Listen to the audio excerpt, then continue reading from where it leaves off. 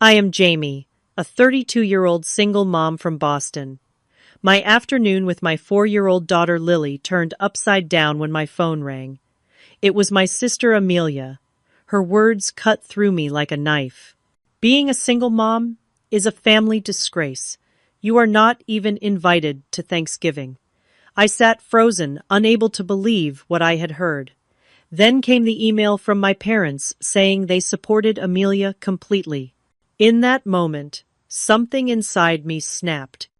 Then you won't be there either, I replied, canceling all payments I had made. Where are you watching from? Hit like and subscribe to see how I turned this family betrayal into the best decision of my life. Growing up in our small Massachusetts town, my family was known for their traditional conservative values. My parents, Martha and Richard Thompson, built their reputation on presenting the perfect family image. From an early age, they instilled in us the expectation that success meant a perfect marriage, a beautiful home in the suburbs, and children raised in a conventional two-parent household. Any deviation from this path was considered failure. I met Mark during my senior year of college. He was charming, ambitious, and seemed to check all the boxes my parents had drilled into me. We dated for 3 years, and everything appeared perfect on the surface. He had a promising career in finance. We moved into a lovely apartment together, and when he proposed on my 28th birthday, my parents were ecstatic. Finally, their daughter was following the proper life script. The first 2 years of our engagement were blissful. We planned our wedding, talked about our future children, and began looking at houses in good school districts. When I discovered I was pregnant, though it was before our wedding date, Mark seemed thrilled. My parents were slightly scandalized by the timing, but quickly adjusted their narrative to focus on their upcoming grandchild. 6 months into my pregnancy, the first cracks appeared. Mark began coming home late from work. His explanations grew vague. He became irritable and distant. Still, I convinced myself it was just pre-wedding and pre-baby jitters. I focused on preparing the nursery and finalizing wedding details determined to hold our perfect life together. Then came the text that wasn't meant for me. I picked up his phone to order takeout one evening while he was in the shower, and there it was, a message from someone named Jessica. Can't wait to see you tonight. My place at 8. Wear that blue shirt I love. My world collapsed in an instant. When confronted, Mark didn't even try to deny it. Jessica was his co-worker, and they had been seeing each other for months. Worse, she wasn't the first. There had been others throughout our relationship. The man I thought I knew, the father of my unborn child, was a complete stranger to me. I'm not ready for this, he said, gesturing vaguely at my pregnant belly. I never really wanted kids this soon. I just went along with it because you seemed so happy. Within a week, Mark had moved out, leaving me 7 months pregnant and alone. When Lily was born, he didn't even come to the hospital. He signed away his parental rights without hesitation and moved to Chicago with Jessica. The last I heard, they were married with no children. Mark made it clear he wanted nothing to do with our daughter and has never once asked to see her or even requested a photo. My parents' reaction was worse than I expected. Rather than rallying around their daughter in crisis, they seemed more concerned with what the neighbors would think. Couldn't you have worked harder to keep him? My mother asked. A child needs a father, my father repeated, as if I had deliberately chosen single parenthood. Despite their judgment, I rebuilt my life piece by piece.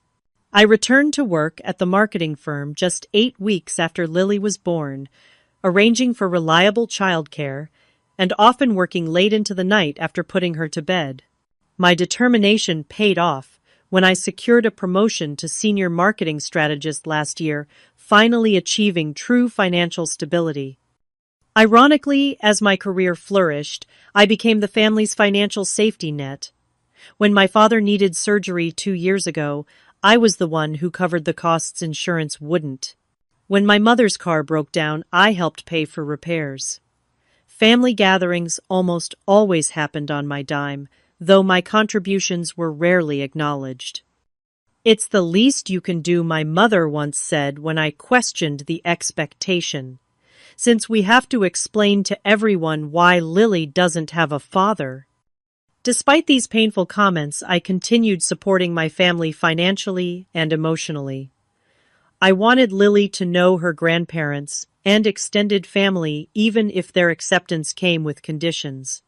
I told myself that family was family, and someday they would see the strength it took to build our life alone. Little did I know how wrong I was about their capacity for true acceptance, or how soon I would be forced to redefine what family really means. My sister Amelia and I couldn't be more different. 2 years younger than me, Amelia has always been the golden child. While I worked part-time jobs through high school and college, Amelia focused exclusively on cheerleading and socializing. My parents justified this imbalance by explaining that Amelia was more delicate and needed more support to thrive. Childhood memories are filled with instances of this favoritism. On my 16th birthday, I received practical gifts, SAT prep books, a basic laptop for schoolwork, and new sneakers. When Amelia turned 16 2 years later, she got a brand new car with a personalized license plate. "Your sister needs more encouragement," Mom explained when she saw my face. "You're naturally motivated." This pattern continued into adulthood. When I graduated college with honors and secured my first job, my parents gave me a card. When Amelia barely graduated with her associate's degree, they threw an elaborate party and gifted her a 2-week trip to Europe. "Your sister needs this confidence boost," they explained. Amelia's adult life has been a series of poor decisions followed by bailouts. She's changed career paths 5 times each, requiring new courses my parents paid for. She's lived in 6 different apartments in 8 years, breaking leases whenever she felt like it, with my parents covering the penalties. She's dated a string of unsuitable men, and after each inevitable breakup, she would move back home for months of emotional recovery. Through all of this, I remained the responsible one, the person everyone called when things went wrong. When Amelia got a DUI 3 years ago, I was the one who found her a lawyer and drove her to court dates. When she couldn't make rent last winter, I loaned her money that was never repaid. When she totaled her 3rd car, I helped her find a reliable used one she could afford. Everything changed 6 months ago when Amelia met Thomas, the son of a prominent local business owner. Thomas comes from old money and old values. He took Amelia to expensive restaurants, bought her designer gifts, and within 3 months presented her with a 3-carat diamond engagement ring. My parents were ecstatic. Finally, Amelia had succeeded according to their definition. The wedding was scheduled for next spring, but Thanksgiving would be the first major holiday where Thomas's family would meet ours. Amelia immediately began planning an elaborate Thanksgiving dinner at an exclusive venue rather than at our parents' home. The venue, Oakmont Lodge, required a substantial deposit, which Amelia asked me to cover temporarily. "It needs to be perfect for Thomas's family," she explained. "They're used to the best, and I want to impress them." Despite my own financial constraints, I agreed to help. I paid the $2,000 deposit for the venue and promised to cover the costs for the meal as well. It was a stretch for my budget, but family was family, and I wanted to support my sister's happiness. As the holiday approached, Amelia's attitude toward me began to shift. Her calls became less frequent, and when we did speak, she seemed distant. She began making casual comments about how traditional Thomas's family was and how much they valued conventional family structures. Thomas's mother is very involved with her church, Amelia mentioned during one conversation. She's on some family values committee or something. My parents, too, seemed increasingly uncomfortable when discussing Thanksgiving plans. They began emphasizing how important this holiday was for Amelia's future. This could secure her place in a very good family, my mother said. Thomas's parents know everyone who matters in this state. Meanwhile, their subtle criticism of my life choices intensified. My mother would make comments like, "It's such a shame Lily doesn't have a man in her life to look up to, or children from broken homes have such a disadvantage." My father would add, "Amelia is finally making us proud in the way we always hoped." Despite these painful jabs, I continued helping with Thanksgiving preparations. Just 2 weeks before the holiday, Amelia called asking for another favor. Her car needed significant repairs, and she was short on cash after buying a new outfit for Thanksgiving. Once again, I stepped in, arranging to pay the mechanic directly for the $800 repair. Through all of this, I never imagined I would be excluded from the very event I was helping to fund. I believed that despite their flaws, family meant showing up for each other.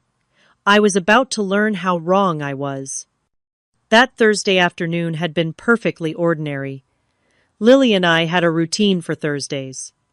After picking her up from preschool, we would stop by the library to exchange books, then head home for snack time and reading.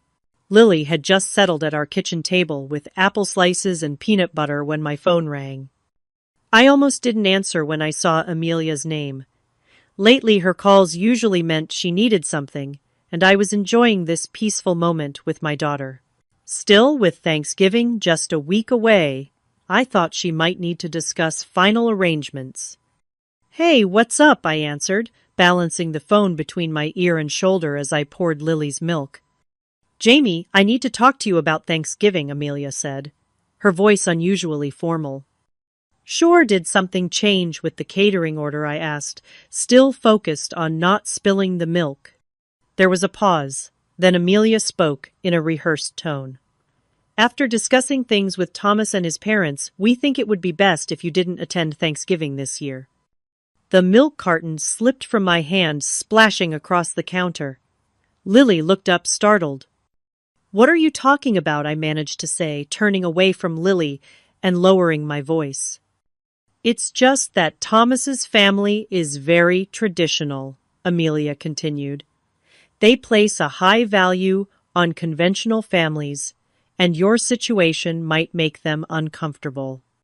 "My situation," I repeated, still processing her words. "Being a single mom is viewed as a family disgrace by people like Thomas's parents," she said bluntly. "It's nothing personal, but your presence would create tension on what should be a perfect day." I stood, frozen phone pressed to my ear, unable to form words, as Amelia continued. "Besides, Cousin Rachel's kids will be there, and we don't want them getting confused by your lifestyle choices. You understand, right? This is really important for my future." "Amelia, I paid for the venue," I finally managed to say.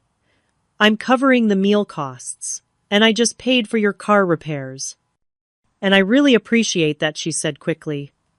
"Of course you'll still help with those things. That's what family does. But physically being there would complicate things. Mom and Dad agree with me." "They know about this?" I asked, my voice barely audible. "Of course. They understand what's at stake here. Thomas's family is very influential." I glanced at Lily, happily munching her apple slices, oblivious to the fact that her aunt was declaring her existence a disgrace. "I need to go," I said flatly. "So, you understand?" Amelia pressed. "It's just this one holiday. Maybe by Christmas we can figure something out, like maybe you could come for dessert after Thomas's parents leave." "Goodbye, Amelia," I said, ending the call before she could hear the break in my voice. I managed to maintain my composure through the rest of snack time, reading Lily her favorite book about a purple dinosaur while my mind raced. After getting her settled with her toys, I retreated to the bathroom, turned on the shower to mask the sound, and finally let the tears come. Hours later, after putting Lily to bed, I checked my email to find a message from my parents. The subject line read simply, Thanksgiving, arrangements. With shaking hands, I opened it.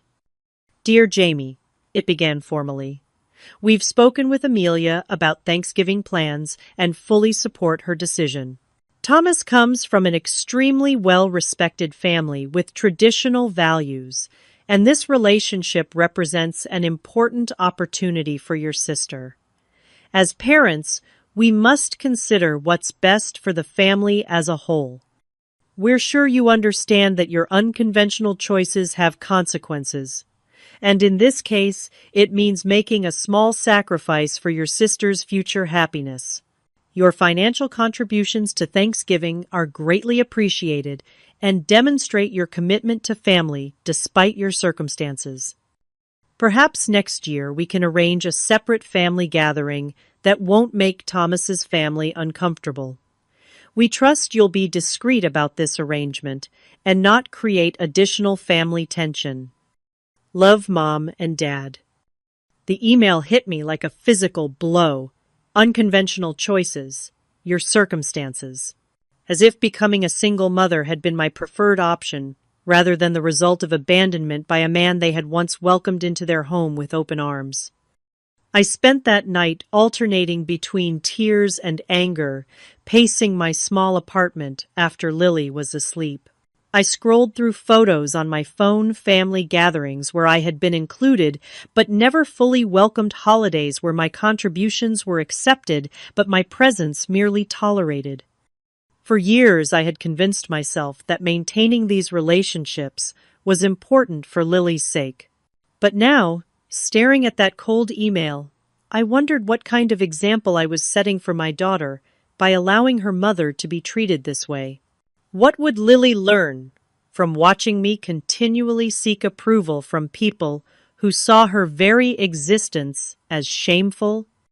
Sleep eluded me that night as I contemplated 4 years of sacrifice, support, and one-sided love. By morning, something fundamental had shifted inside me. The hurt remained, but alongside it grew something new: clarity, and with it, resolve. The morning sun streamed through my kitchen window as I sat at the table, still in yesterday's clothes, a cold cup of coffee between my hands. Lily wouldn't wake for another hour. In the quiet of early morning, the emotional fog began to lift, giving way to a clarity I hadn't experienced before. For years, I had been the family ATM, while simultaneously being treated as a cautionary tale. I reached for my laptop and opened my financial records. The evidence was stark and undeniable. In the past year alone, I had contributed over $12,000 to various family expenses. There was the $500 for Dad's medication insurance wouldn't cover, $1,000 toward Mom's new refrigerator, $3,000 for the family reunion I hadn't even wanted to attend. And now, most recently, $2,000 for the Thanksgiving venue deposit, $800 for Amelia's car repairs, and another $1,500 set aside for the Thanksgiving meal itself. All this while struggling to build my own emergency fund, delaying home repairs, and carefully budgeting Lily's preschool expenses. My family valued my money, but found my presence embarrassing. The realization wasn't just painful, it was infuriating. I pulled up the receipt for Oakmont Lodge. The deposit was refundable, with 7 days' notice. We were exactly 7 days from Thanksgiving. I picked up my phone and dialed the venue. "Good morning, Oakmont Lodge. This is Patricia speaking," came a cheerful voice. "Good morning," I replied, my voice steady. "My name is Jamie Thompson. I paid a deposit for a Thanksgiving event next week, and I need to cancel that reservation." "Let me look that up for you," Patricia said. There was a pause. "Yes, I see it here. Reservation under Thompson for Thursday party of 20. May I ask the reason for cancellation?" "I've been uninvited," I said simply. I'm sorry to hear that, Patricia replied, genuine sympathy in her voice. Since you're canceling exactly within our 7-day policy, your full deposit will be refunded to your card within 3 to 5 business days. Thank you, I said. One task complete. Next, I called the catering company. The deposit check had been mailed but probably not cashed yet. I placed a stop payment through my banking app, incurring a $30 fee that felt entirely worth it. Finally, I called Jim at the auto repair shop. "Morning, Jamie," he greeted me. "Your sister's car is all set. Was going to call her to pick it up today." "About that, Jim," I said. "I'm afraid I need to cancel my payment arrangement for that repair." "Everything okay?" he asked. "Family disagreement," I replied. "I won't be covering her bill after all." "No problem," Jim said. "Car stays here until someone pays the bill. Sorry about the family trouble."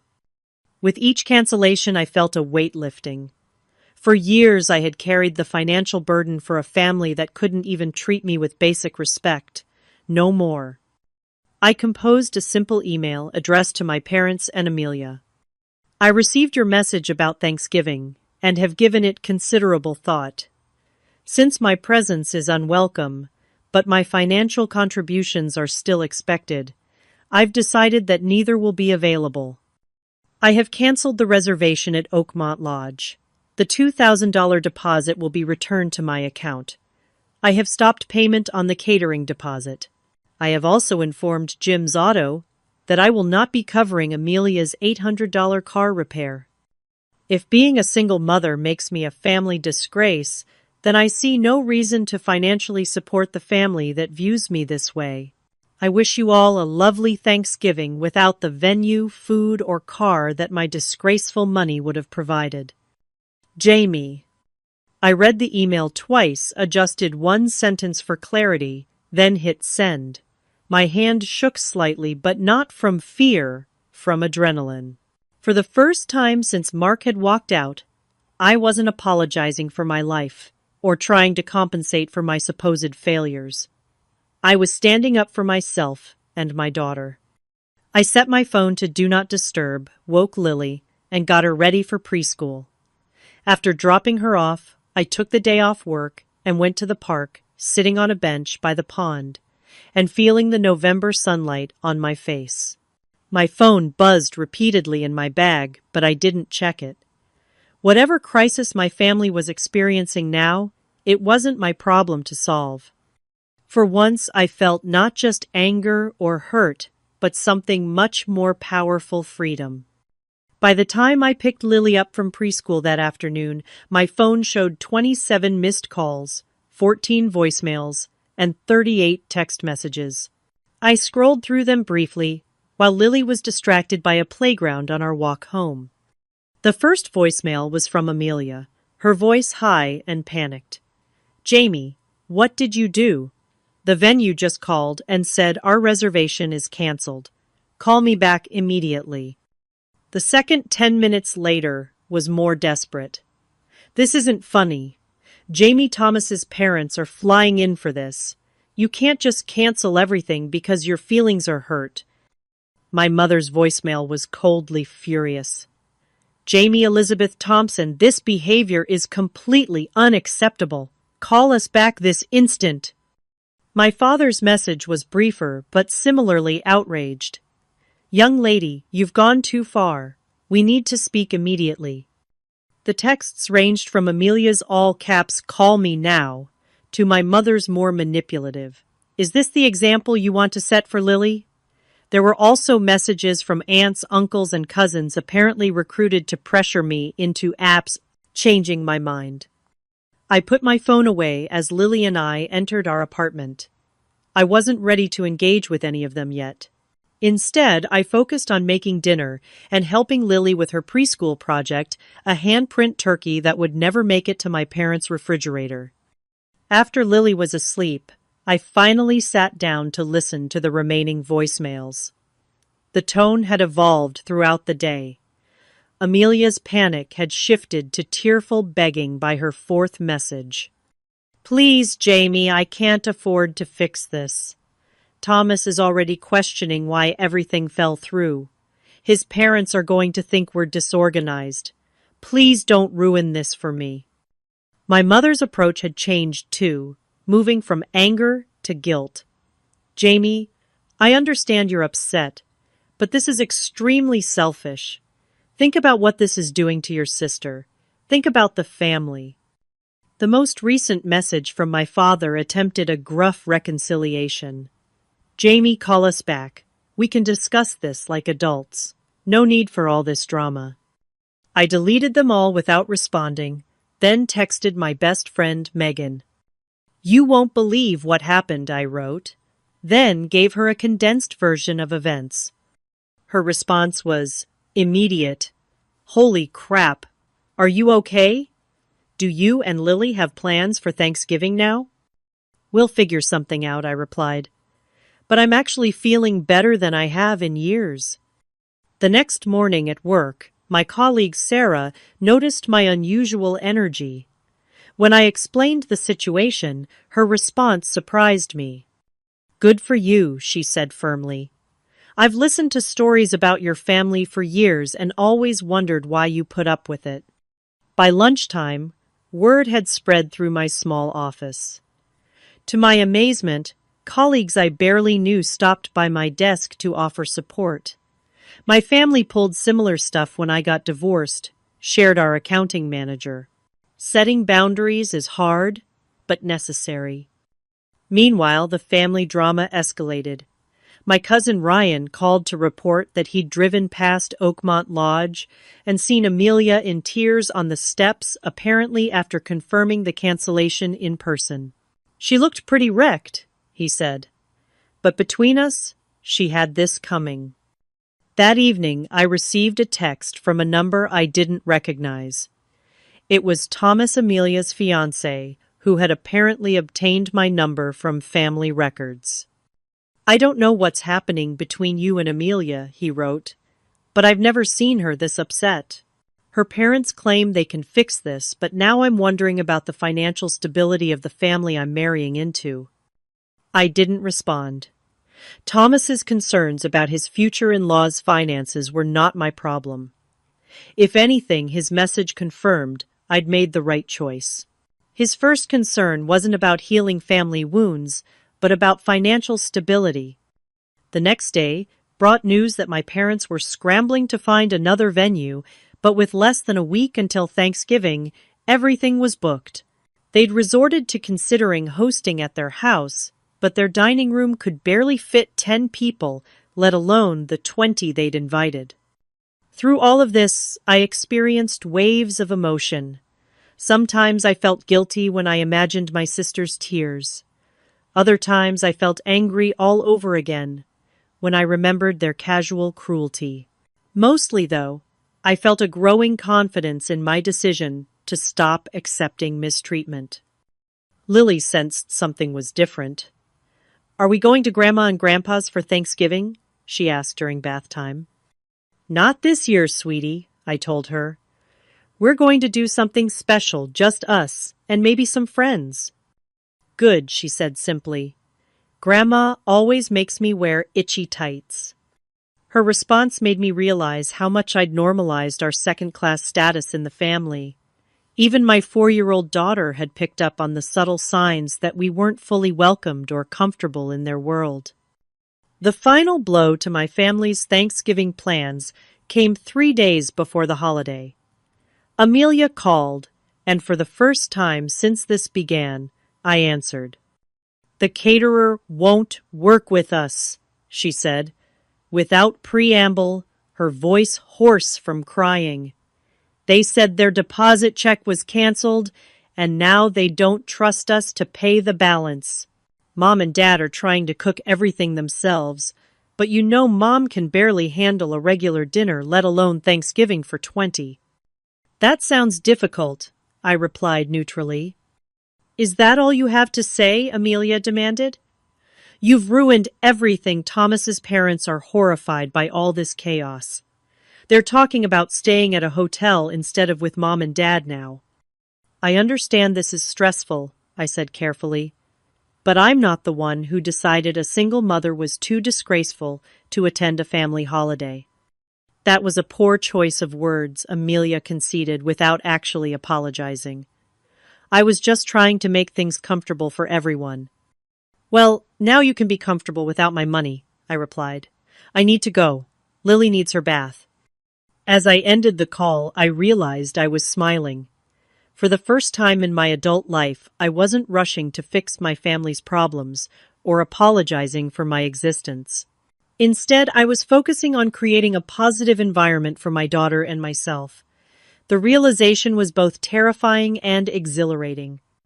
With less than a week until Thanksgiving, I found myself in an unfamiliar position, free to create my own holiday traditions without consideration for family expectations. After putting Lily to bed that evening, I sat down with a notepad and began to reimagine the holiday. Why not host a gathering for others who might be alone or excluded this Thanksgiving? I thought of Sarah, my coworker, who had recently finalized her divorce and mentioned her ex-husband would have their children for the holiday. I thought of Mr. Johnson, the elderly widower across the hall, who often commented on the delicious smells coming from our apartment when I cooked. And there was Daniela, another single mom from Lily's preschool who had mentioned her family lived overseas. I created a group text to Sarah, Daniela, and 2 other friends who I knew didn't have concrete plans. Last-minute Friendsgiving at my place on Thursday. Nothing fancy, just good food and better company. Kids welcome. The responses came quickly and enthusiastically. Everyone was on board. Sarah offered to bring her famous apple pie. Daniela said she'd make traditional Brazilian sides to share her culture. I knocked on Mr. Johnson's door and personally invited him. His face lit up when I explained the gathering. I haven't had a proper Thanksgiving since my Margaret passed 5 years ago, he said, eyes misty. I'd be honored to join you. I make a fine cranberry sauce, if that would be helpful. With my guest list growing to 10 people, including 4 children, I began planning in earnest. I bought a turkey, potatoes, vegetables, and ingredients for stuffing. I found festive paper plates with autumn leaves on them, knowing my limited dishware wouldn't accommodate everyone. I picked up child-friendly activities, planning a crafting table where the kids could make Thanksgiving decorations. Wednesday afternoon, I took Lily grocery shopping, letting her help select apples for the pie and choose which color napkins we would use. Her excitement was contagious as she skipped down the aisles occasionally, adding unauthorized items to our cart that I quietly returned when she wasn't looking. Will there be other kids to play with? She asked, as we loaded groceries into the car. Yes, Daniela's son Max will be there. He's 5. And Sarah is bringing her niece and nephew who are visiting. This is going to be the best Thanksgiving ever, Lily declared. That evening, Sarah came over early to help with preparations. As we peeled potatoes and prepped the turkey for the next day, I shared the latest updates from my family saga. Amelia called again today, I told her. Apparently, Thomas's parents decided to go to a restaurant instead of dealing with the disorganization at my parents' house. Amelia's devastated that her perfect impression has been ruined. And how do you feel about all of it? Sarah asked, expertly dicing an onion. I considered the question carefully. Lighter, I finally said, like I've put down a heavy backpack I didn't even realize I was carrying. Don't get me wrong, it hurts that they were so quick to exclude Lily and me. But it's also clarifying. I can stop trying to earn acceptance that was never going to come. Sarah nodded. After my divorce, the first holiday I spent without trying to please my ex's family was terrifying but also freeing. I realized I could create traditions that actually made me happy. Later that night, after Sarah left and final preparations were complete, I received another text from my mother. Unlike the previous angry and manipulative messages, This one seemed genuinely confused. "I don't understand why you're doing this to the family," she wrote. "We've always supported you, even after you became a single mother. Why would you hurt your sister this way?" Her words revealed so much about how they viewed our relationship. In their minds, merely tolerating my presence as a single mother constituted support. My financial and emotional contributions were simply expected my obligation for failing to maintain a traditional family. For the first time, I saw clearly how one-sided our relationship had always been. I didn't respond to the text. Instead, I turned off my phone and went to sleep excited about the next day's gathering. Thanksgiving morning dawned bright and clear. Lily woke early, eager to help with preparations. I set her up with safe tasks, like arranging crackers on a plate and folding napkins, while I got the turkey in the oven. By noon, my apartment was filled with delicious smells and the sound of Thanksgiving music playing softly. At 1 o'clock, the first guests arrived. Daniela and Max came bearing Brazilian cheese bread and a colorful rice dish. Sarah followed with her famous pie and a bottle of wine. Mr. Johnson appeared at the door in a suit and tie, proudly carrying his cranberry sauce in a crystal bowl that had been his late wife's. By 2 o'clock, everyone had arrived, and my small apartment hummed with conversation and laughter. The children gathered at the crafting table I'd set up, creating hand turkeys and construction paper leaves with messages of gratitude. The adults congregated in the kitchen sharing stories and helping with last-minute preparations. What struck me most was how relaxed everyone seemed. There were no undercurrents of judgment or forced politeness. No one was performing or pretending. We were just people enjoying each other's company, accepting one another exactly as we were. When we gathered around my expanded dining table, supplemented with a folding table borrowed from Mr. Johnson, I looked at the faces of these people who had no obligation to me by blood, but had chosen to spend their holiday in my home. Unexpectedly, tears pricked my eyes. "Before we eat," I said, raising my glass, "I want to thank you all for coming today. This week has taught me that family isn't always defined by blood. Sometimes it's defined by who shows up, who accepts you without conditions, who makes space for you at their table and in their hearts." My voice cracked slightly. "So thank you for being that kind of family today." "Here, here," said Mr. Johnson, his eyes damp. "To chosen family." We all clinked glasses, even the children with their juice boxes. As we ate and laughed and shared stories, I kept thinking about the stiff, uncomfortable dinner that would be happening at my parents' house. The forced politeness, the judgmental glances, the performance of perfection. For the first time, I didn't envy or miss it. I was exactly where I wanted to be. After the meal, while the turkey coma set in and football played quietly on TV, Daniela sat beside me on the couch. "We should do this again for Christmas," she suggested. "Max had so much fun with Lily." "I'd like that," I replied honestly. "Maybe we can start a regular thing." As the evening wound down and guests began to leave, each with containers of leftovers, I felt a sense of peace I hadn't experienced in years. We had created something genuine and joyful from what could have been a lonely day. We had built connection where there had been exclusion. Mr. Johnson was the last to leave. As he stood at the door, he patted my hand. "My Margaret would have liked you very much," he said. "She always said family is earned, not given. You've earned a good one today." After Lily was asleep and the apartment was quiet again, I turned my phone back on to find 6 missed calls and numerous texts. I ignored them all, except one. A message from my cousin Ryan.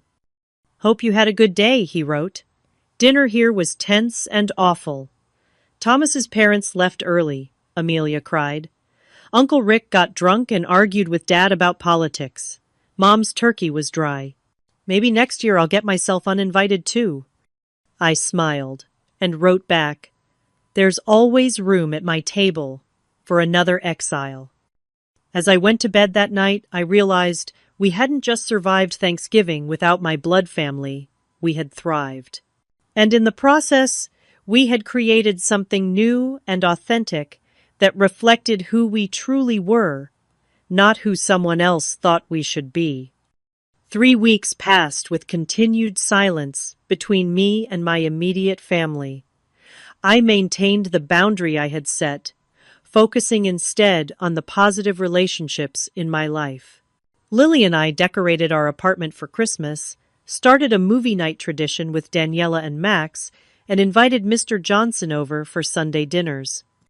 At work, I accepted a project leadership role I'd previously hesitated to take due to family obligations. Without the constant drain of family drama and financial expectations, I found myself with more energy, more resources, and more joy in everyday moments. Then on a Tuesday evening in mid-December, an email from my parents arrived. The subject line read simply, "We're sorry." My finger hovered over the delete button, but curiosity won out. I opened it and began to read. "Dear Jamie," it began. "After much reflection, we realize we made a terrible mistake regarding Thanksgiving. Excluding you and Lily was wrong on every level, and we're deeply sorry for the pain we caused. The holiday was a disaster without you, and not just because of the practical arrangements that fell through. Your absence highlighted how much we've taken you for granted over the years." The email continued, acknowledging specific instances where they had treated me unfairly and failed to appreciate my contributions to the family. While it didn't address all the issues between us, it seemed like a genuine attempt at reconciliation. 2 days later, a handwritten letter arrived from Amelia. Her apology was less comprehensive, more focused on how things had affected her. "Thomas and I had our first major fight after Thanksgiving," she wrote. "He said he was concerned about my character after seeing how I treated my own sister. It made me realize how I've appeared to others." I didn't respond immediately to either message. Instead, I scheduled an appointment with my therapist, Dr. Torres, whom I hadn't seen in over a year. "What do you want from these relationships moving forward?" she asked, after I'd explained the situation.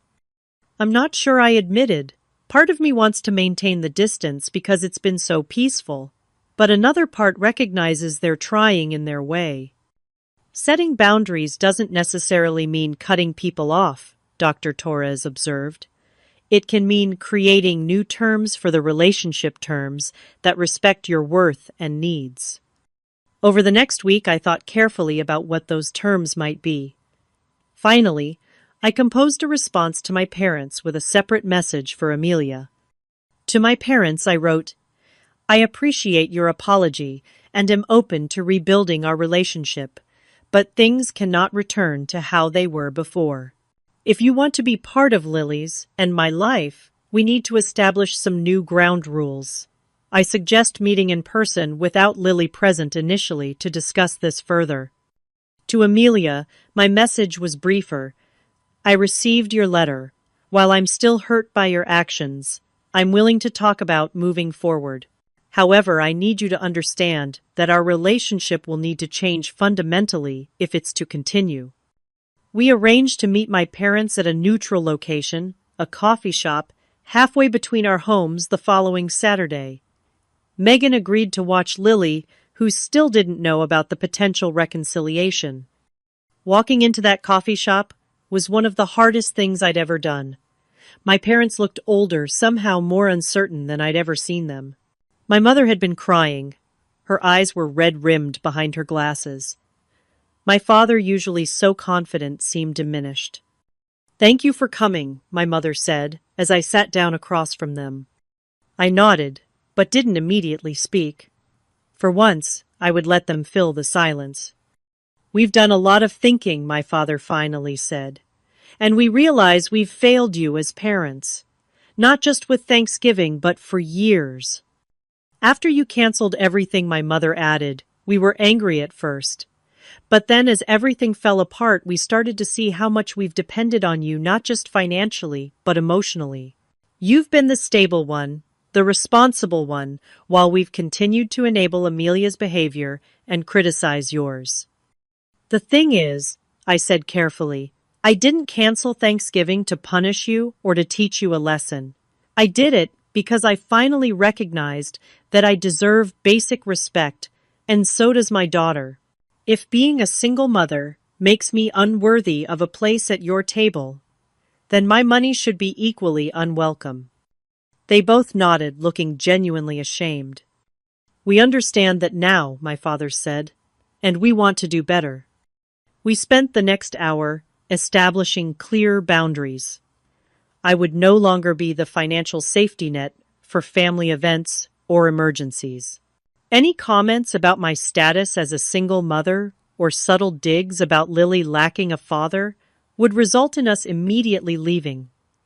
Family gatherings would be truly inclusive, or we wouldn't attend. And I need you to understand something fundamental, I said, as our conversation wound down. I am not ashamed of my life or my choices. I have built something strong and beautiful with Lily, and anyone who can't see that doesn't need to be part of our lives, family or not. My mother reached across the table and took my hand. We're proud of you, Jamie. We should have told you that long ago. The reconciliation with Amelia took longer and proceeded in smaller steps. Our first meeting was awkward and tense. Her apology seemed motivated more by Thomas's reaction than by genuine remorse. He said he couldn't be with someone who would treat family that way, she admitted. It made him question what kind of mother I would be. And what kind of mother do you think I am? I asked directly. She looked startled by the question. A good one, she finally said. Lily is happy and well-adjusted. You're doing a great job with her. Then why was my presence at Thanksgiving so problematic?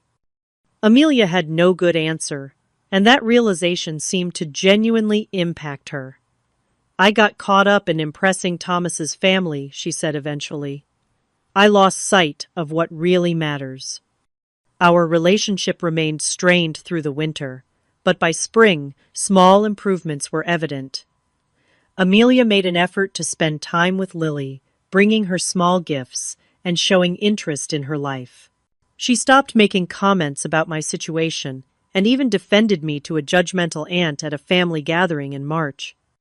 The first real test came in April when my parents hosted an Easter lunch. As Lily and I arrived, I felt the familiar tension rise in my chest. But the atmosphere was noticeably different. My mother had set up an Easter egg hunt specifically for Lily and the other young cousins. My father greeted us with genuine warmth, immediately engaging Lily in conversation about her recent t-ball game. When Amelia and Thomas arrived, there was a moment of awkwardness, but Thomas surprised me by making a point of engaging me in conversation about my work. Later, he quietly said, I want you to know that I never asked for you to be excluded from Thanksgiving. When I learned what had happened, I was horrified. The most revealing moment came during lunch when my mother's brother, Uncle Steve, made a passing comment about broken homes. Before I could even respond, my father cut him off. There's nothing broken about Jamie's home, he said firmly. She's raised an amazing daughter and built a life to be proud of. We don't use that kind of outdated language in this family anymore.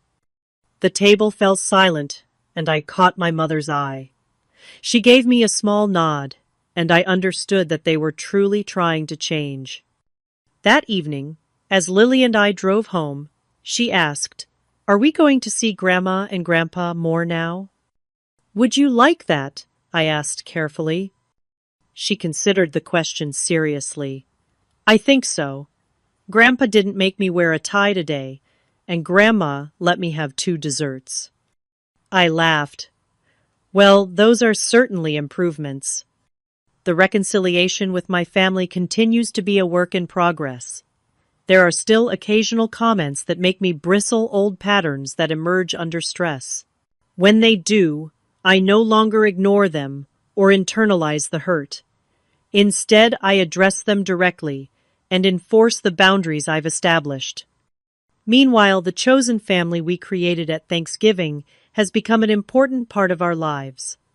Daniela and Max join us for movie nights. Mr. Johnson teaches Lily to play chess on Sunday afternoons.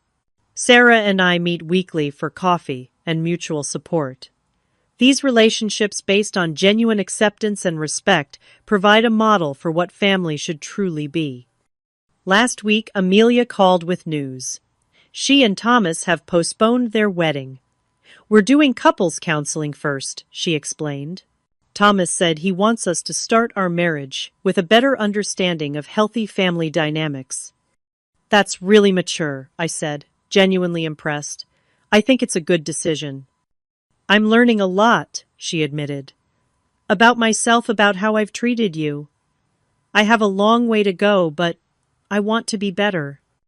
As I reflect on the journey of the past several months, I realize that the painful exclusion from Thanksgiving became the catalyst for profound change in all our lives. By standing up for myself and my daughter, I not only claimed my own worth, but also created the possibility for healthier relationships all around. Family is indeed defined by love and respect, not by obligation or blood. Sometimes the most loving thing we can do for ourselves and others is to refuse to participate in relationships that diminish us. And sometimes that refusal creates space for something new and better to grow. Have you ever had to set difficult boundaries with family members? What helped you find the strength to stand up for yourself? Share your experiences in the comments below. And don't forget to like and subscribe if this story resonated with you. Remember, choosing yourself isn't selfish. It's sometimes the most important lesson we can teach our children. Thank you for listening to my story, and I hope it helps you find the courage to honor your own worth in all your relationships.